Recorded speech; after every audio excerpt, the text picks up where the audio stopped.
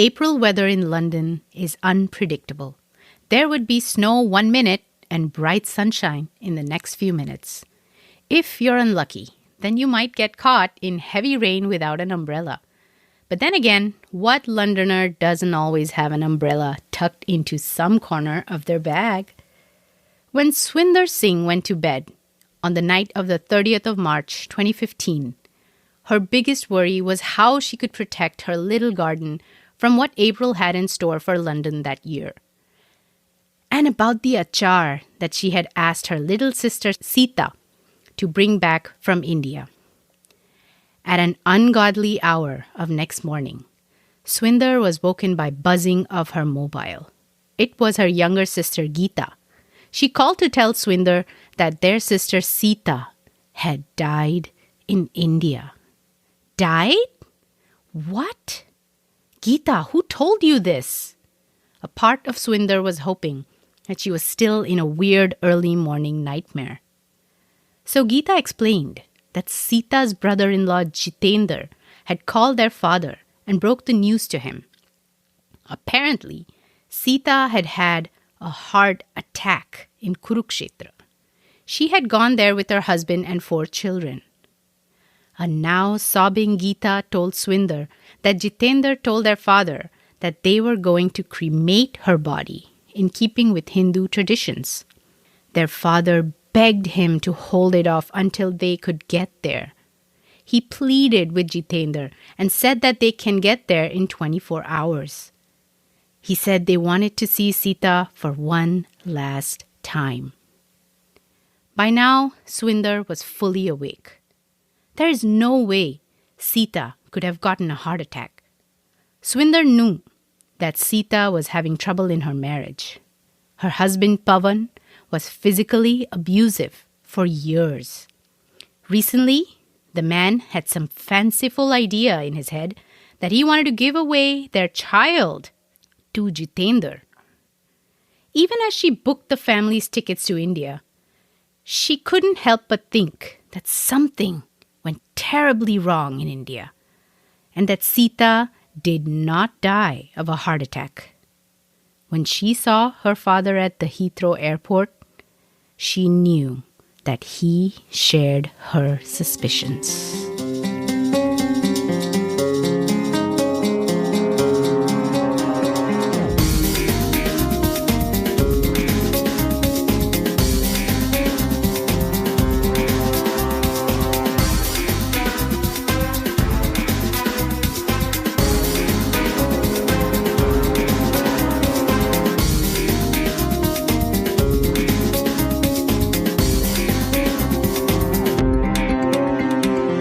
Namaste, namaskaram. Welcome to today's very Khooni episode. I'm Sneha and I'm from Hyderabad. And today, finally, I'm not alone.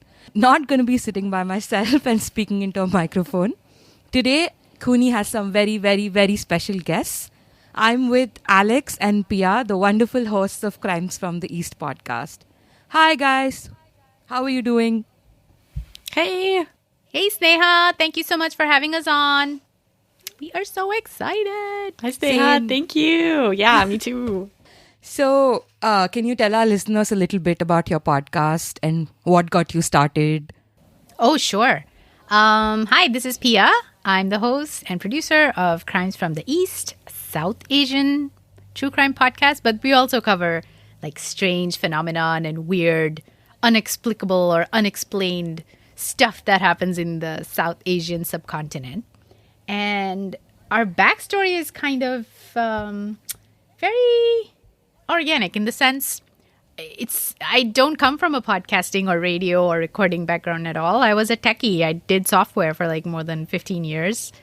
And I stopped that job when my daughter was born.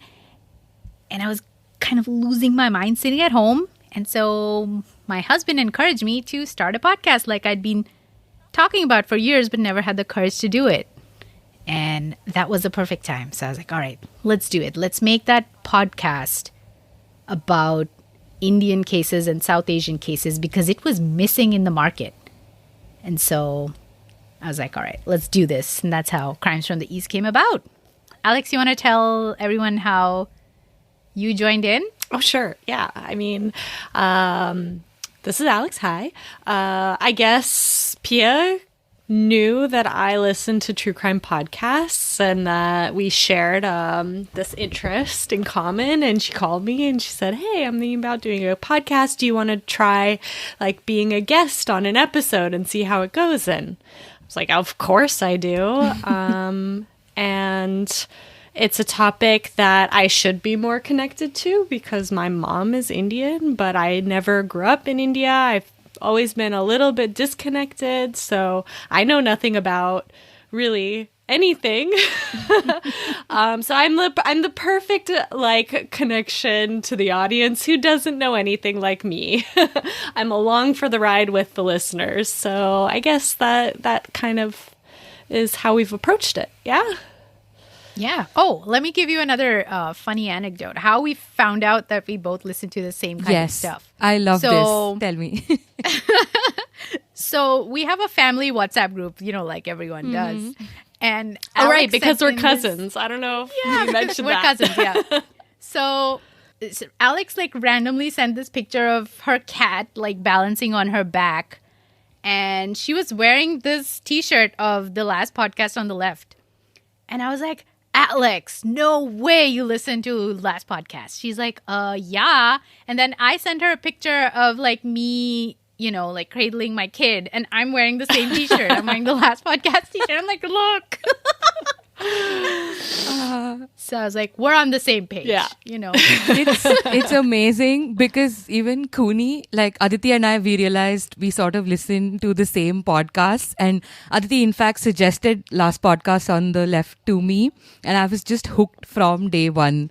So I guess, yeah, that's a common... What a synchronicity. The last podcast brought so many podcasters together. And I even have that t-shirt that you both have. I've seen it on your Insta. We should totally wear it and be like, "Look." Yeah, we need to do that. The Zoom photo. Yeah. Sesh. And I think Pia told me that, Alex, you went to their show in Edinburgh recently, right? It was in Dublin. Oh, you went in Dublin. I went to their show in Edinburgh.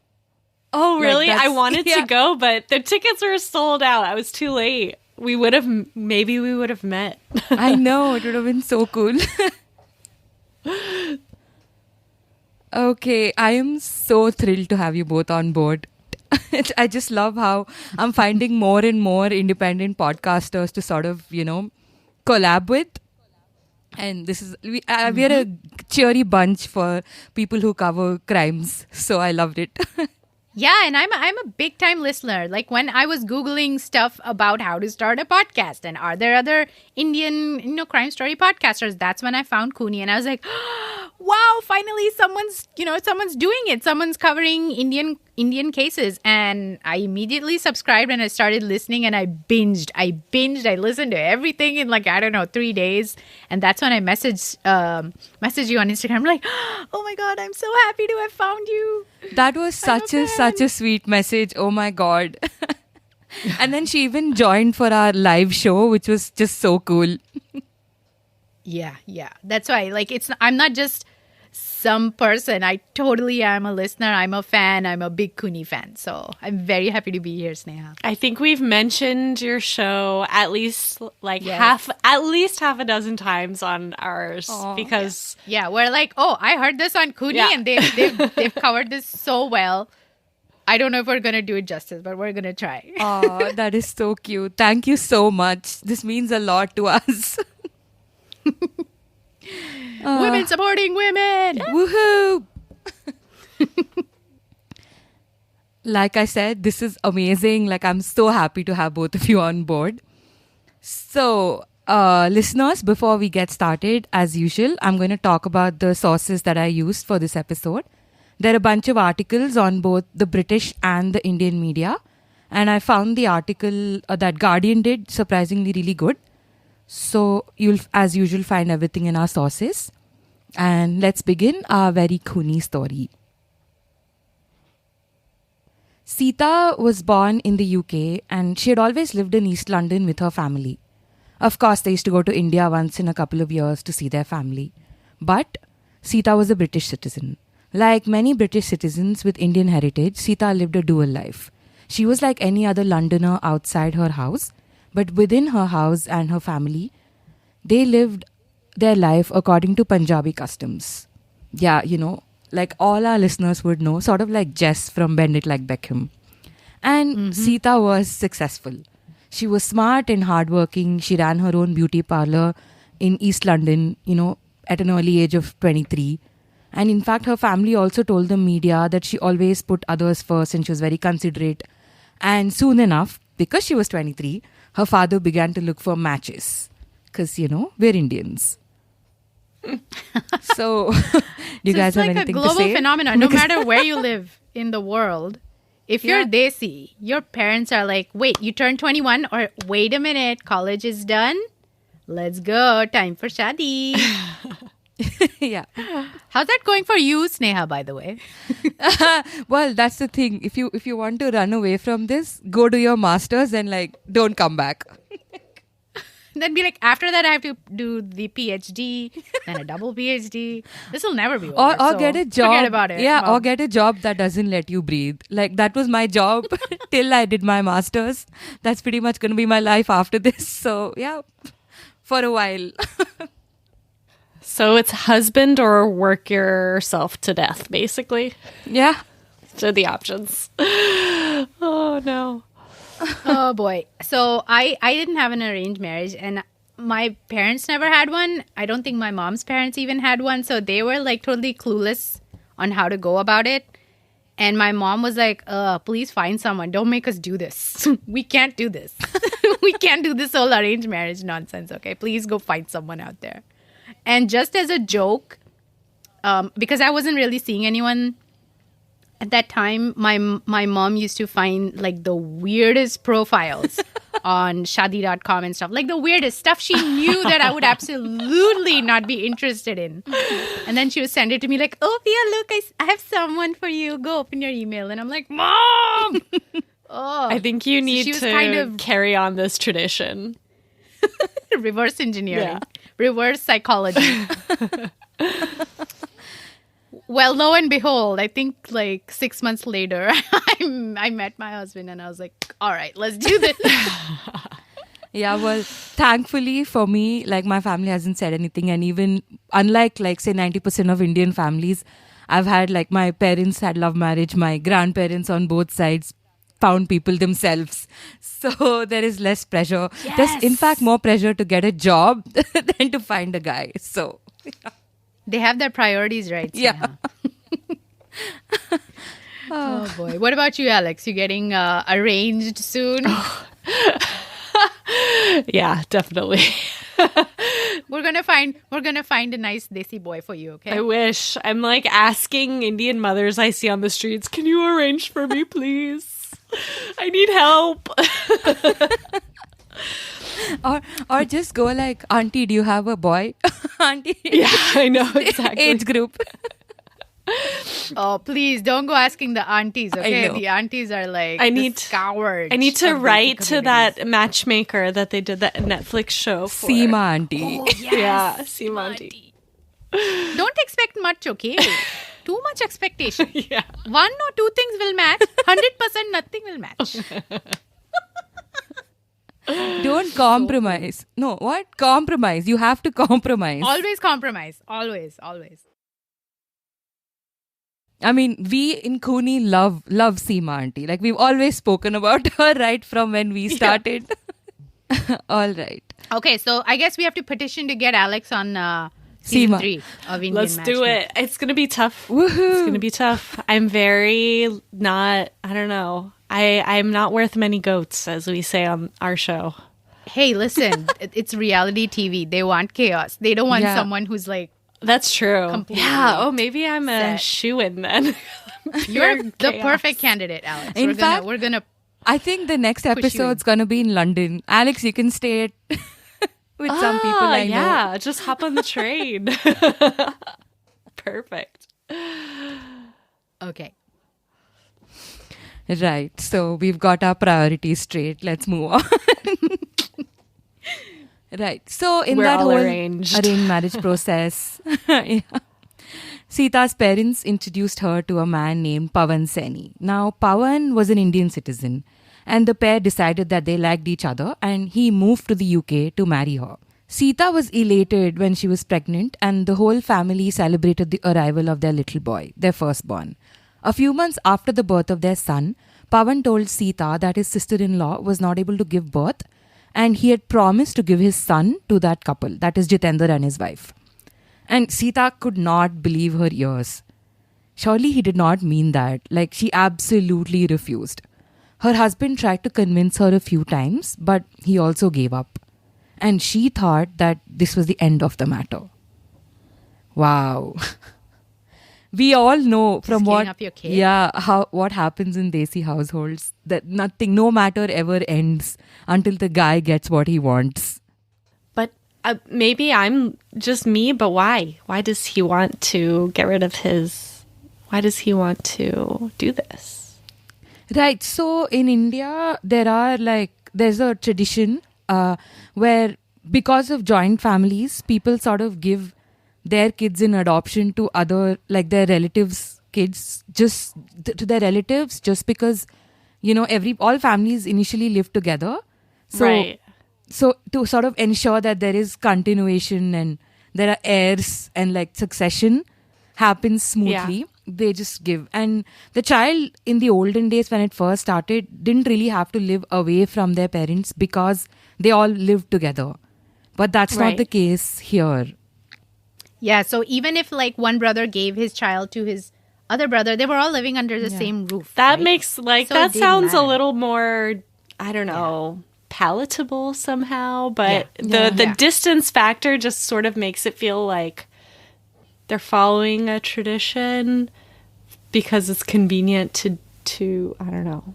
There's something To me, it just sounds like a freaking Rumpelstiltskin Yes. scenario. Yeah. Yes. Yeah. Like his ogre brother is like, I need your firstborn. Yeah. It's just awful because of what Sneha mentioned. They're not even in the same country. Right. Yeah. You can't just give away your child. Like, you can't just ask a mom to be like, oh, let's give away your child. That's horrific. Yeah. And for the man to think he can even ask that, like, is she a baby factory? What the hell is this nonsense? Yeah, and Seriously. imagine how it must have affected her, because she was born and brought up in the UK. She was a Londoner through and through. So it would have just shaken her to an extent that she wouldn't have imagined.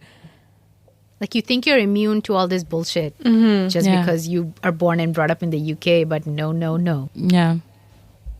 You know, those deep, dark facets of the culture and tradition kind of seep in, and now they're mutated, right? They're mutated. They're no longer in that form that was acceptable or even doable back then.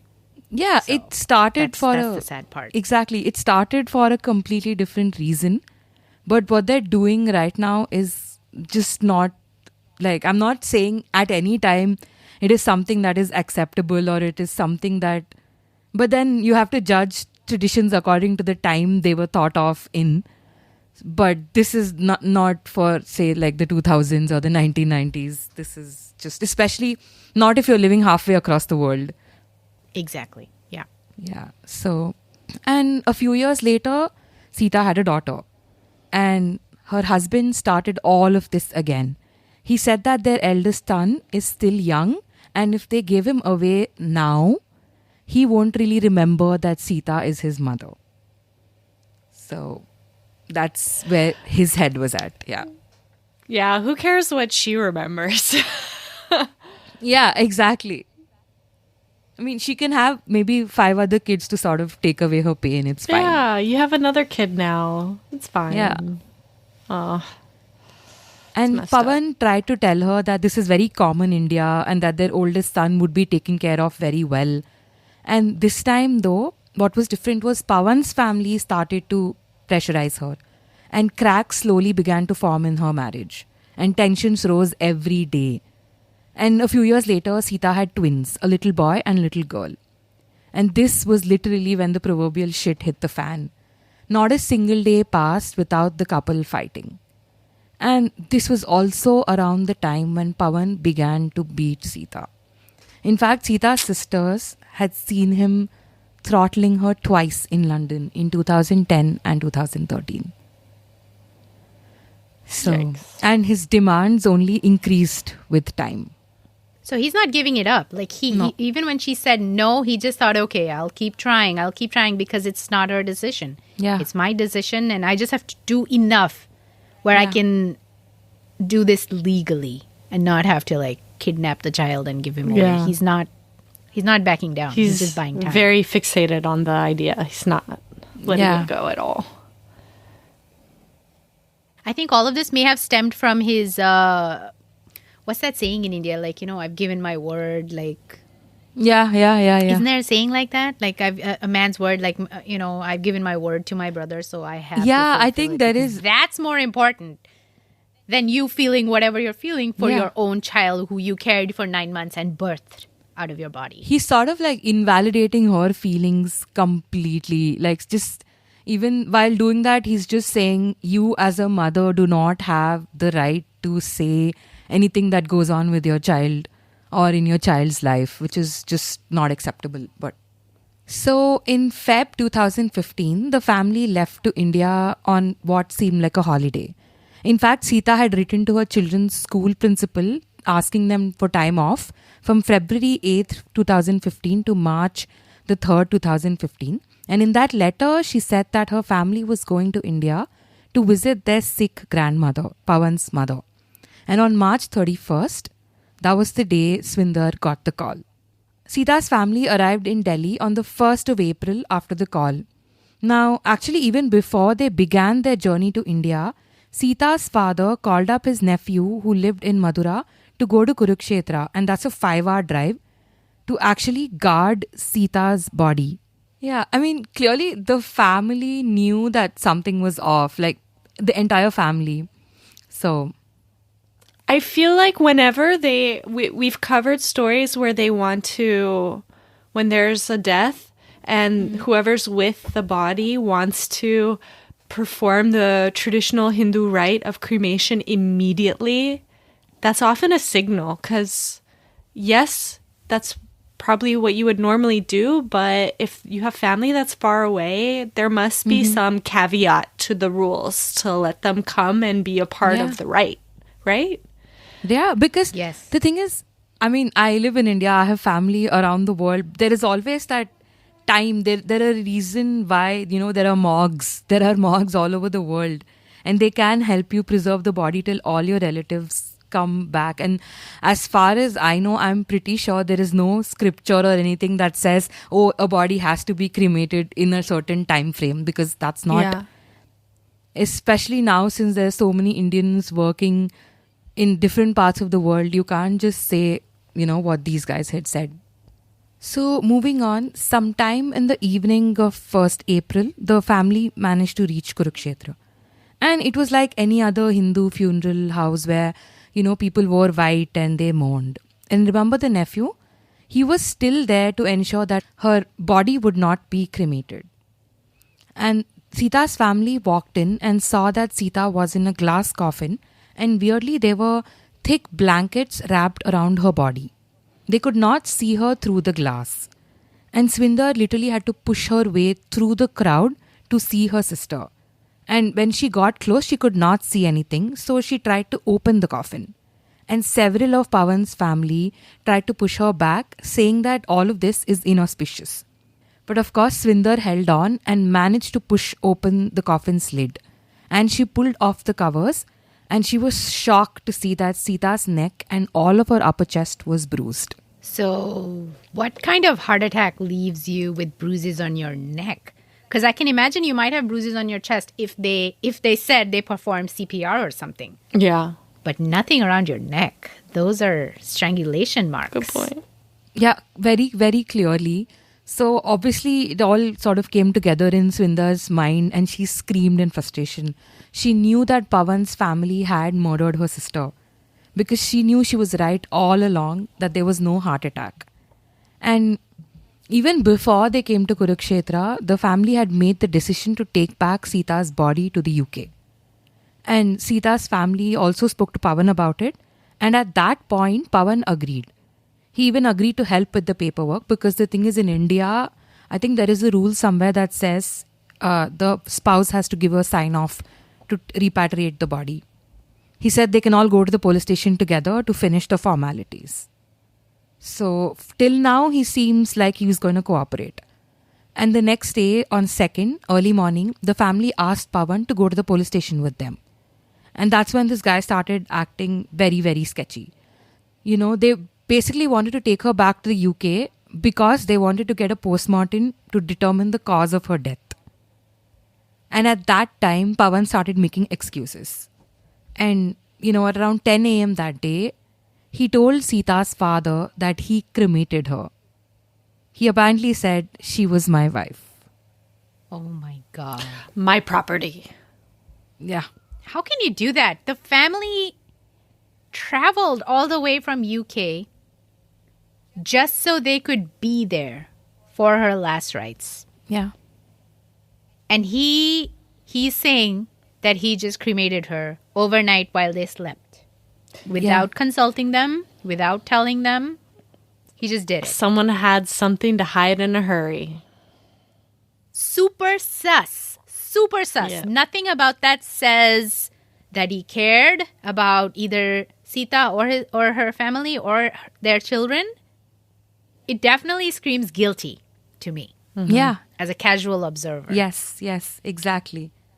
And Pawan also told the press that he asked the family to come to Seeta's cremation and they said that they'll not come. Like, apparently he told the family to sleep upstairs in the house, and the next day he went upstairs and asked them to come to the cremation, and they said no.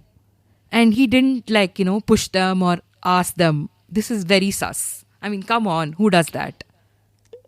I could see like maybe one or two people in the family would be having a really hard time with like how devastating the event is, but everyone is like not gonna go. Nah, it's not happening. Like they didn't fly all the way there to sit in their bedroom. Right. Exactly. Right? Yeah. They wanted to be next to Seeta, Clearly. be with her in this final journey. They wanted to be there with her. Mm-hmm. They would have been there if they knew this was happening. Yeah. I mean, it seems like they're a very caring family. It doesn't seem natural for them to have just said, oh no, we're just going to sit in our room. Exactly. Pawan even said that, if the family was so worried that he killed her, then why did they not go to the police station immediately? And he had the audacity to say, if I was beating her back in the UK, why did she not go to the police? Oh, wow. Okay. Yeah. So, I mean, he has no idea about how domestic violence works. Yeah. Wow.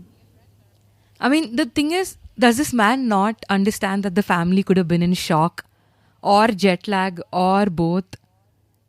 And when it comes to going to the police station in the UK, wherever you are in the world, we Indians always have log kya kahenge in our heads. So, yeah. Why does domestic violence occur at such an alarming rate in South Asia at all? Because of those societal ostracisms, yes, of women who speak out against their husbands or their in-laws. Because you're supposed to just accept it. This is your new life. This is your new family. Whatever is meted out to you, it's your fate. That's what people think. Yeah. And again, what else can you expect from a patriarchal society, right? Your value as a woman is zero. I mean, if you think about it, she was good enough for him to marry her because she had a British citizenship. But she was not good enough for, him to sort of protect her and say, even if his brother was the one who says, look, I want your boy, he could have just stood up and said, no, this is my child. She wasn't even good enough for that. It sounds like they're just using her for everything. They were milking her like a cow, like, oh, passport, oh, children, we can just take everything from you and, share your wealth with our family. But, I don't really care if you're a human being with feelings. Yeah, exactly. Yeah. What a disgusting person this Pawan is, and also his family. They sound horrible. They sound like I said, like ogres, freaking Rumpelstiltskins. Absolutely. And after he broke the news to them, Swinder ran downstairs, and there it was, the empty coffin and with the blankets, but no Seeta. It's just so heart-wrenching. I can't even imagine. Her children are there, her whole family is there. That must have been devastating, because I'm sure the children weren't taken to the cremation grounds either. I don't think you'd take children. So they must have not had that chance to say their final goodbyes either. Yeah. And I'm sure they're much older now. They're probably in their teenage years. Yes. Oh my gosh. I feel so sorry for them. I really hope they're able to make some peace with this, because it involves both their parents, you know? Yeah. These sort of situations must also be really surreal. Like, you wouldn't think such crazy things could happen, and then they're happening to you. Yeah. Yeah. No matter what the outcome, they're losing, or it's affecting both of their parents. So, and come to think of it, you're a child who's not even 10. You are taken away from the sort of environment you grew up in. You were used to a certain kind of a lifestyle, and you're completely taken, say, from London to Kurukshetra. It's such a change. And on top of processing this, you have to process all of this that's happening. Oof. So it must have been so harrowing for them. do we know at all if this was the first time they had traveled back to India? I don't think so, because from what I could find, Pawan was very close to his family, so he doesn't seem like the type who would never take them back. He would definitely make sure that they had been to India a couple of times before. He sounds Oh, like yeah, the kind actually. who's going to take the 3-month-old on the plane, even if it's not recommended. Oh my God. Yes.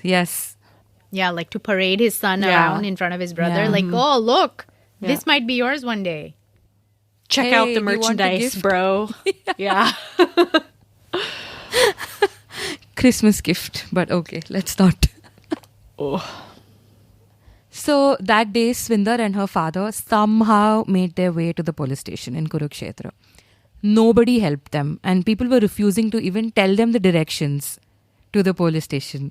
And apparently 40 people followed them to make sure that they do not file a complaint at the police station. You know, at least that's what it felt like to Swinder. It really felt like they were trying to, shoo the family away from the town. And once they got to the police station, the police were uncaring and did not help the family at all.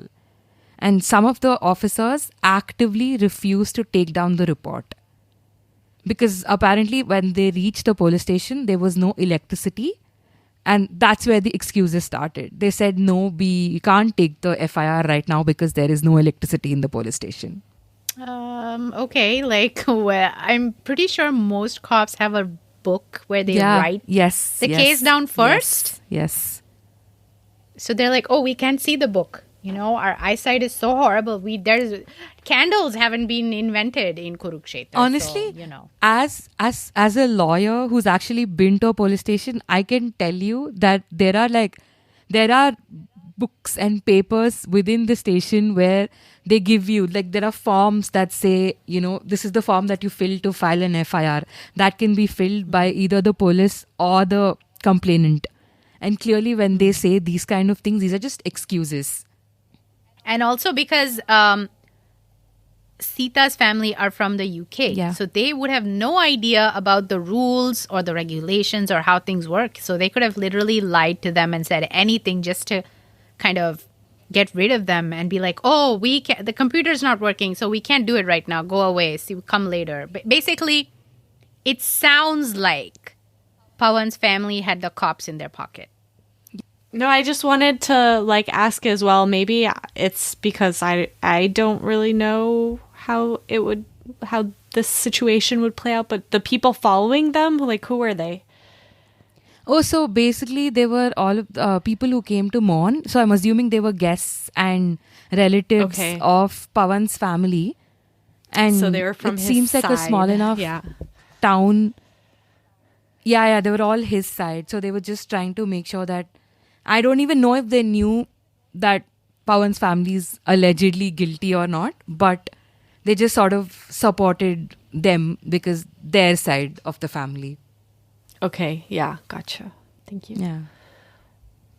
So again, our theory just only there'll be more weight added to it, because then a police officer went to speak to the Sainis, that is Pawan's family, and he actually told Seeta's family that just take your son-in-law and the kids back to the UK and forget about everything. Like, don't even file a complaint. Leave the son-in-law. Let's get out of here and go back to the UK. The cop is telling Seeta's family, take your son-in-law and his kids and go back. That's to what the I'm saying. UK. Like, the way as the son-in-law, as the family-in-law, I'd be like, oh well, maybe we'll go back to the UK, but can we leave the son-in-law here because he's responsible? cancel his green card or whatever it is. Right. Yeah, but the family persisted and they filed a report. They even stayed back for 3 weeks, but nothing happened in the investigation and they had to leave. And unfortunately, they had to leave Seeta's children with their father because the police did not charge Pawan with anything. So the family could have taken the kids away if the police had charged Pawan or named him in the complaint or anything, but they did not do anything of that sort. So the family basically had no claim to the children. Oh my God, that's so sad. That's so sad. Yeah, it clearly sounds like the cops were in cahoots with Pawan's family. Whatever it is, you know how it is in India, right? Like people of the same caste or community, like Yes. are so thick no matter what. Like whether you're a criminal, a killer, or a cop or whatever. If you're from my community, I'm going to back you up no matter what. And I know that worked like heavily in the north of India, in the region we're talking about right now. Yes, so absolutely. maybe some of that is in play. Yes, absolutely. Now, obviously, there is our next question for us, at least, is who can actually investigate this case? Because this is a British national who was killed in India and the suspicion is on her husband. So, do the British police investigate this or the Indian police?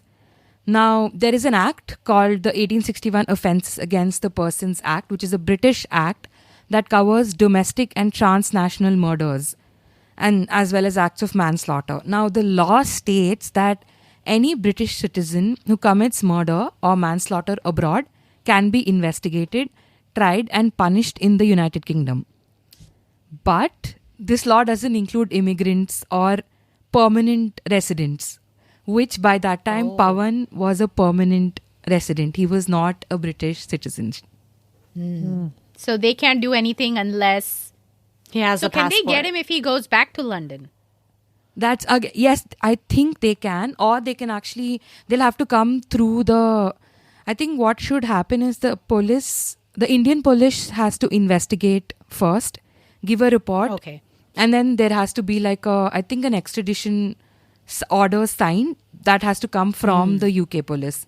Because again, that will only happen because, like I will later on tell you also, that because they have proof that he had already assaulted her back in the UK. So it's like a lot of, bureaucracy. Paperwork. And I'm sure Pawan's family knew all of this. And this is the exact loophole, that kept Seeta's and many other families from getting justice in these kind of honor killing cases. So, and 6 months after Seeta's family went back to the UK, the Indian police told their lawyer, they appointed a lawyer in India by that time, that while the police could say that Seeta was murdered, there was no evidence that the murderer was Pawan, and according to them, the murderer also could not be traced. So they just closed the case as inconclusive evidence. Oh, yeah. Why even open a case? Because, it's we can't find it. So just close it before it even opens. What nonsense is this? These are the dumbest cops ever. We need to give a Buddhu award to these cops. Yes, 100%. What? Yeah, because if they actually opened an investigation, interviewed everyone, wrote down the circumstances, grilled them, or at least put it in writing that these are suspicious circumstances. Also, like we saw in the Jolie Amma case from Kudatai. Yes. She was killing all those family members one by one and saying it's a heart attack, right? People were believing it and, burying the bodies. But if someone objected, or if even you do need a coroner's report. Yeah. To cremate Yes. in such circumstances. So someone signed off and said, yeah, it's a heart attack. Yeah, I think so, because they clearly seem to have had like a good, like a good rapport with the police or the local government. Or they could have just said, yeah, she died. Now we can't help it. We're just going to do it. And the sad part is she was a woman. Now the British police also could not help the family, stating the same law. But here the victim was a British citizen. And listeners of Khooni, if you recall, even in the Scarlet Keeling case, which we covered in episodes 33 and 34, it was the Indian police who actually investigated. Although the difference was the accused in this case, in the Scarlet Keeling case, was Indian. But even then, the murder happened in India. There is an NGO called the Southall Black Sisters, an organization that's helping Seeta's family say that, sort of the Britain government is less interested in intervening in cases that involved non-white British nationals. Because, if you guys recall the Madeleine McCann case, where a child was, I think, murdered in France, they went and investigated it. Like, they went overboard with their investigation, and it's not solved yet, but they were very active. That was not the case in Seeta's case. Yes. I mean, I just looked it up, and it seems like the Metropolitan Police, yes, London. Yes, in the UK, spent 11 years and 13 million pounds searching for her. I mean, I'm not going to lie. The thought that, well, even if she was a British national, are they going to pay that much attention to her like a brown British national? It passed through my head. Like, sad but true. Yeah. It's like a subliminal streak of racism. Yes. Or exclusion, even if they're not coming out and saying it, but it's saying it through their actions or lack thereof. Yeah, exactly.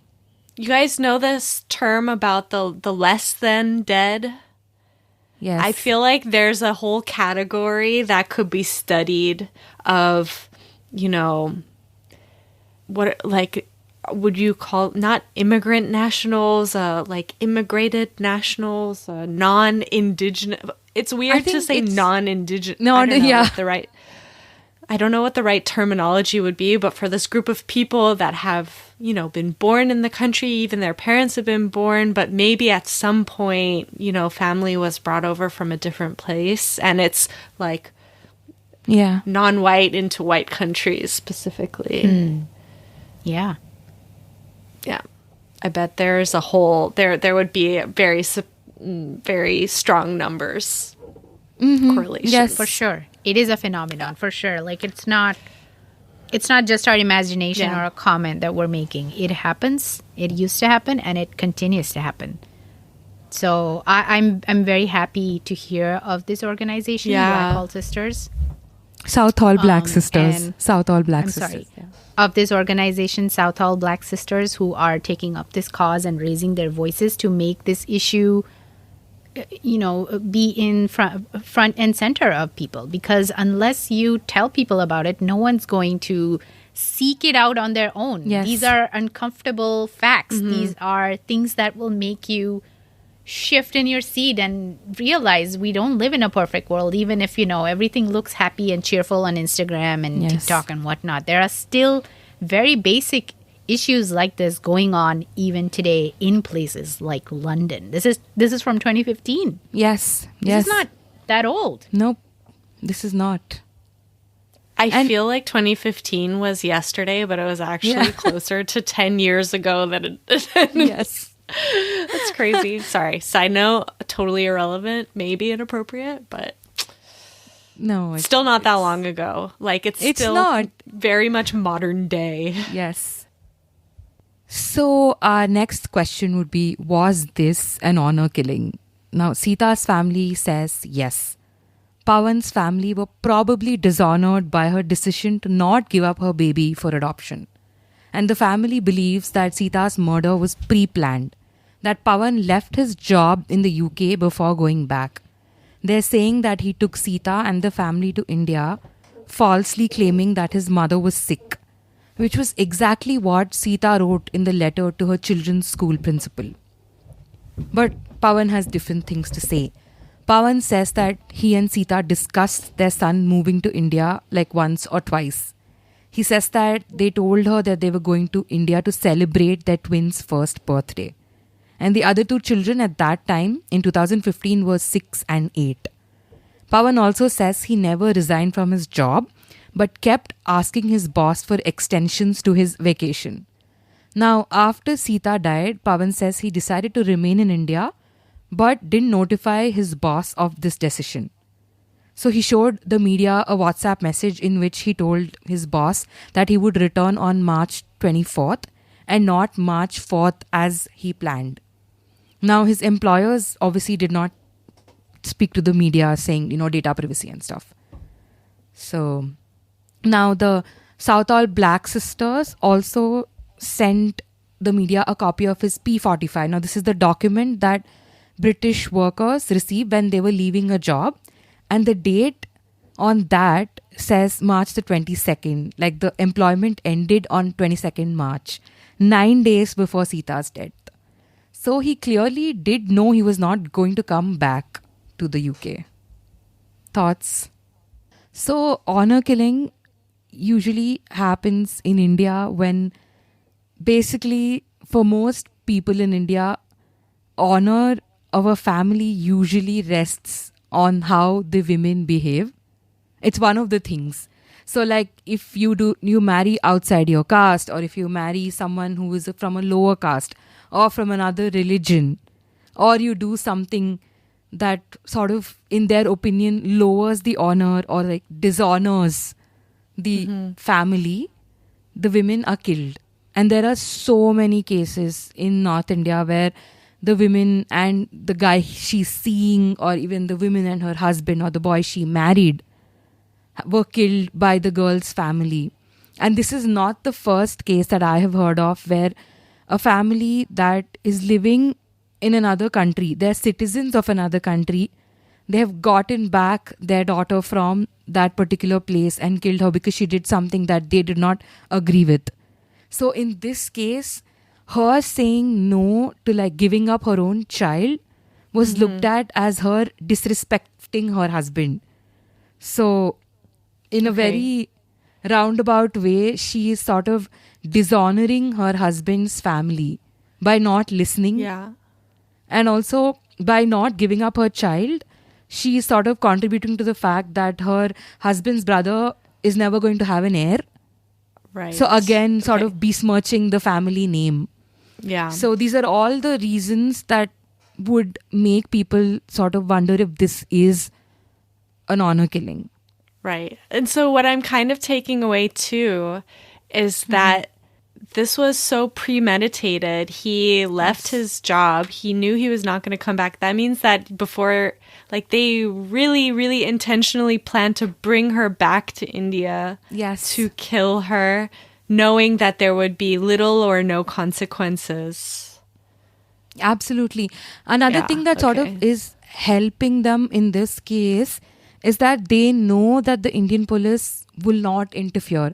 If you know enough people in the police, and if the girl's family, like if Seeta's family does not have the influence that you would need to sort of stage like an intervention by the police, they know that the case will just be let go. And that's exactly what happened in this case. So they knew what was on their side. And this is not the first time this has happened in the UK. And even the British police, from what I've read, are very reluctant to interfere in these cases. And right. Yeah, like we as casual observers are finding this a very strange case and a strange string of circumstances that don't make sense. Yeah. None of this is making sense, and we have to follow the cues from Seeta's family because they know better. They know her. They know what she was going through. They knew Pawan and his family. And if they think something was wrong, and if they have suspicions, and if they think she didn't have a heart attack, that it was murder, then we have to follow those cues because everything else is aligning to those suspicions. Yes. And especially in the absence of an investigation, like you're leaving it open for interpretation. And I'm going to interpret this as Foul play. as a very suspicious death. Yes. Yes. As foul play being involved.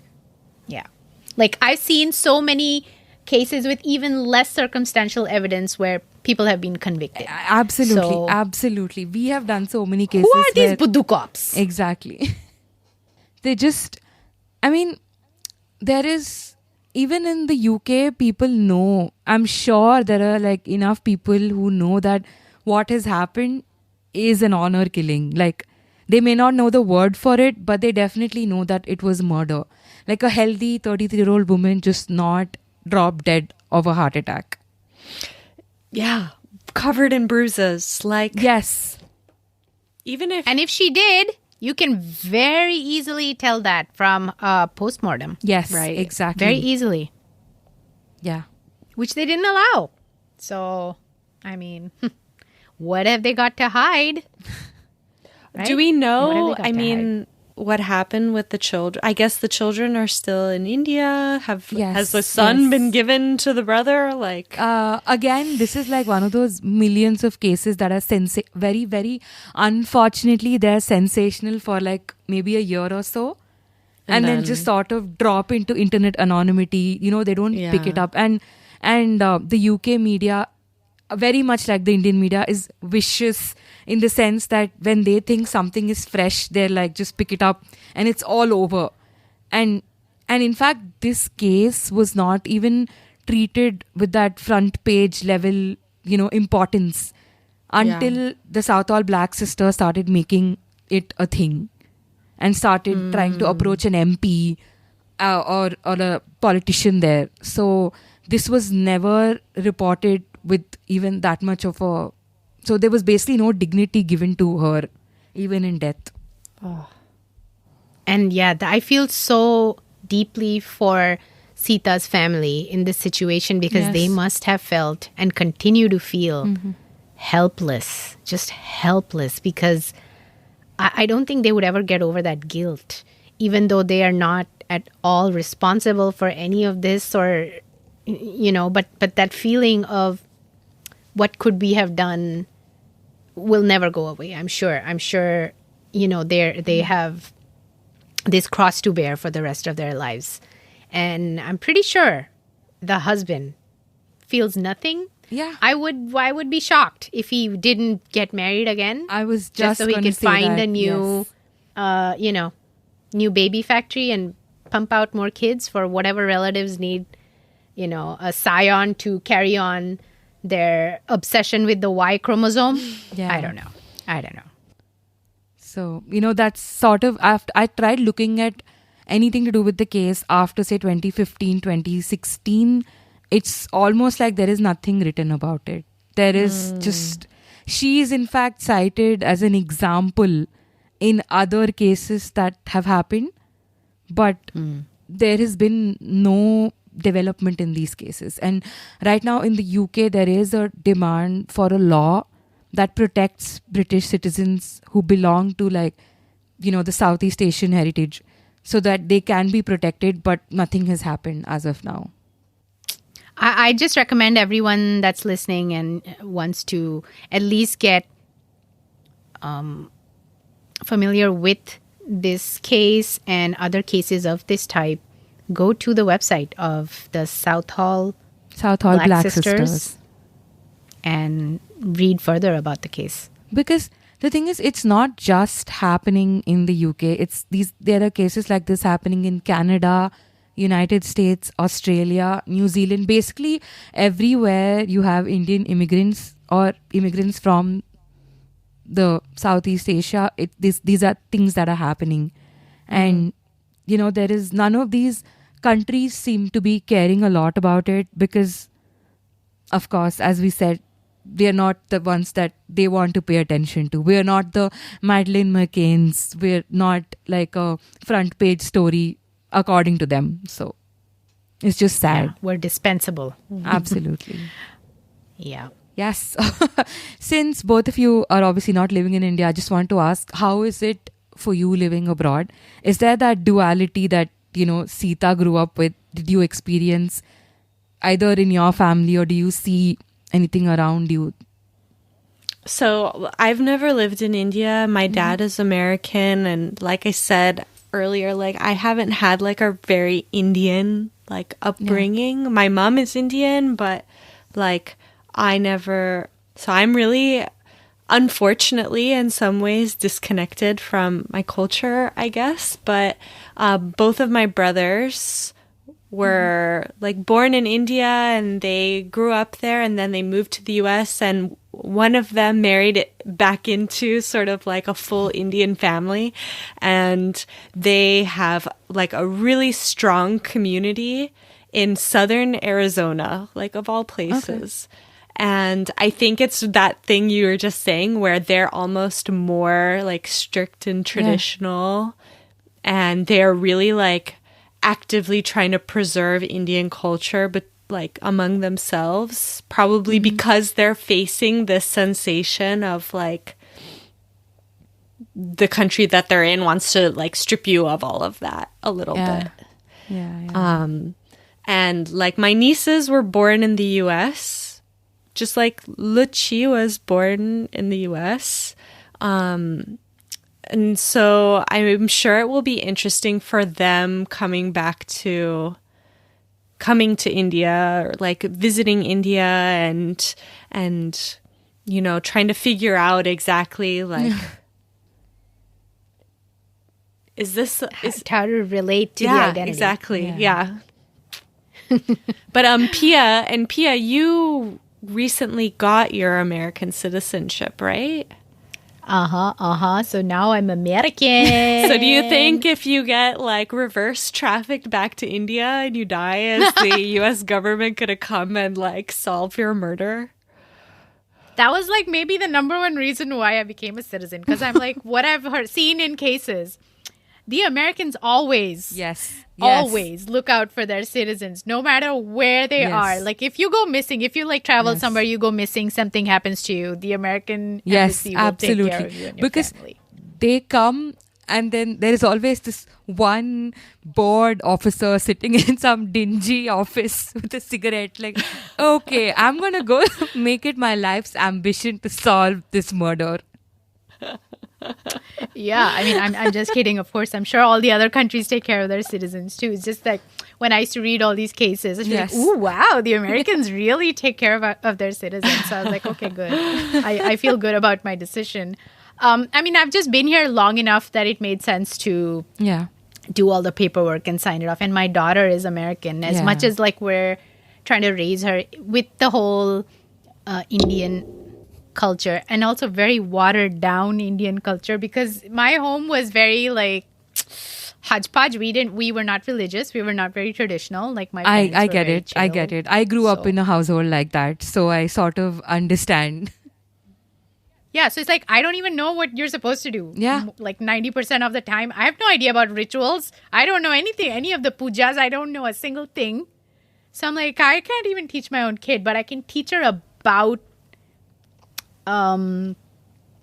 respecting whatever is out there, right? I'm like, listen, you don't have to practice anything. Just know about it and know that, your ancestors came from there. It's just so there's a little connection. You don't have to be Indian or Desi in any way. You be what you want to be. And what I've observed here locally, and it may just be a local thing, a lot of groups are still very much homogenous in terms of communities. Like they will form their communities based along the lines of either the state they're from, Yes, or absolutely. whatever sub-community they're from. It's very odd. It's very strange. And because I didn't grow up like that, I feel out of place everywhere. Because I'm like, I don't Absolutely. care which state you're from or Yes. what religion or whatever. If you're Desi, I can talk to you about anything. But it happens a lot Yeah. here. Like all the Gujus are together. Yes. All the Tamilians are together. 100%. All the the Telugu people are Yes. together. So I'm like, okay, where Yeah. do I belong?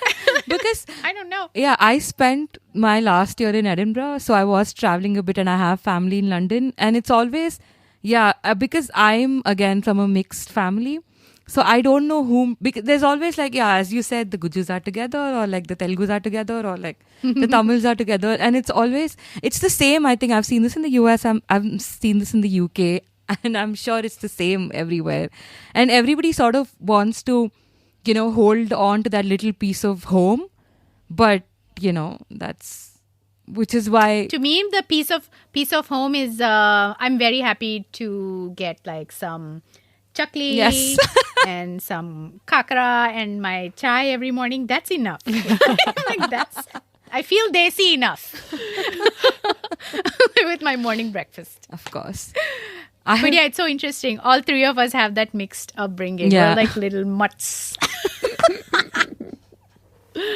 Mutts that never feel like they belong.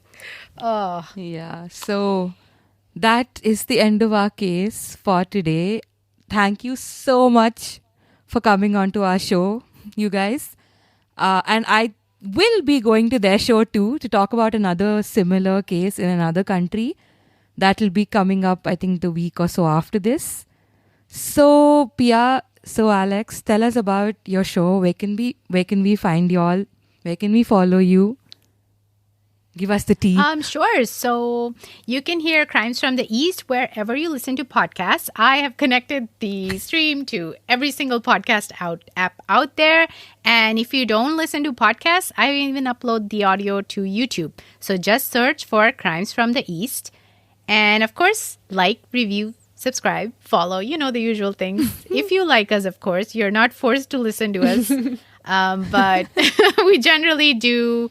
We do cases from South Asia, so all the countries in our little, in that little corner of the world. We've covered cases from Sri Lanka, Nepal, a lot from Bangladesh, and we also covered a case from Pakistan, I believe, and I do have a couple of cases lined up from Pakistan. So yeah, a little bit of a mixed bag, and let me know what you think.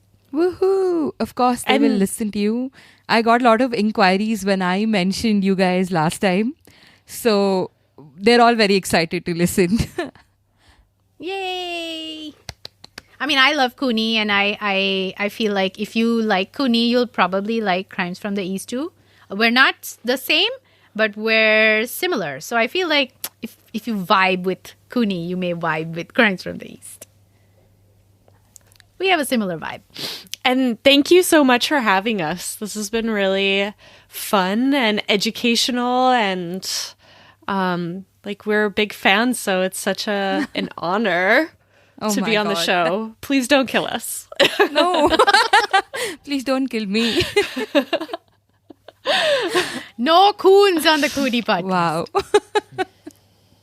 Yeah, so I hope you all enjoyed today's episode. It was slightly different from what I've been doing since I came back from the dead. As you can say, Aditi's going to come back very soon. And we've reached the end of the show. You know what you all have to do. Write us a review on Apple, like, follow, subscribe wherever you listen to us, so that you're updated as soon as we upload a new episode. So thank you so much. I'll see you all next week. Bye. Have a very Khooni week. Bye. Bye.